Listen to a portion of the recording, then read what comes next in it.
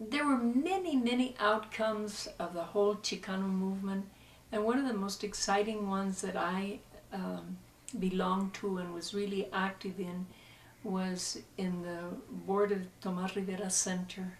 It was just a great time. We didn't have a think tank at all in the United States, and here was an opportunity that presented itself with a lot of people that really knew the desperate need that we had for highly educated Hispanics to lead some of these movements that we were going through.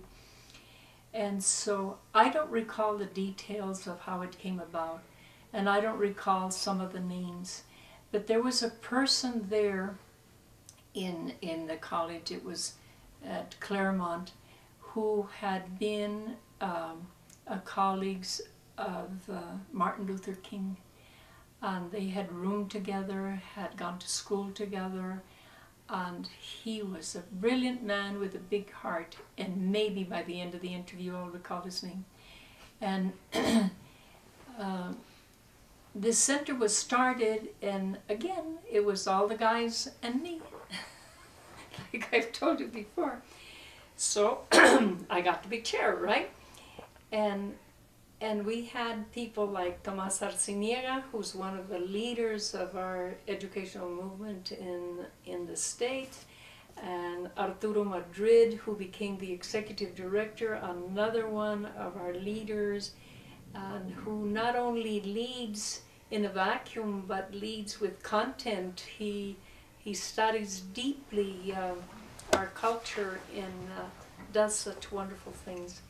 So at this time, Claremont College gave us the space, and we started the center, and Arturo Madrid hustled for funds to run it, and Tomas Arciniega, who was already very well connected, brought in more funds. At one time we even had Henry from Texas finding funds for us.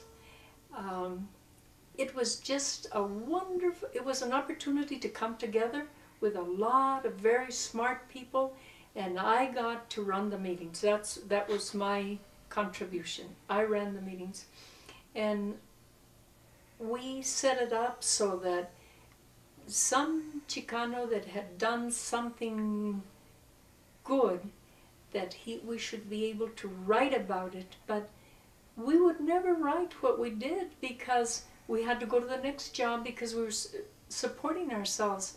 And we found a way to create a position that they could be there as scholar in residence and write about their activities. That's the first time that I recall that people got helped so that they could write in the modern era. So that was an exciting time. We didn't have a lot of funds. Usually for traveling we used funds where we worked, and we would meet in different places, talk about the center in different places. So it was kind of put together patchwork at the beginning. But then the money started coming in, the papers started coming out. We made presentations in Congress, did those kinds of things that bring you the national visibility. These many years later, they're still producing a lot of excellent materials.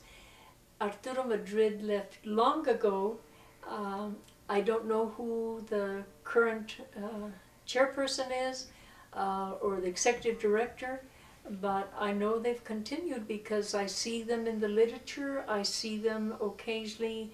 Somebody tells me about something else that they did, so they continue.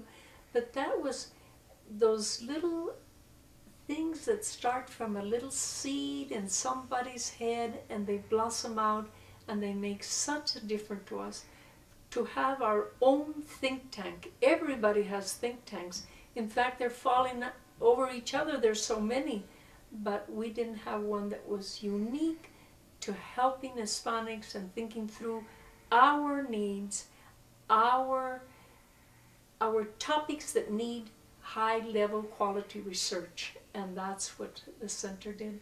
So I was very fortunate to be a part of that.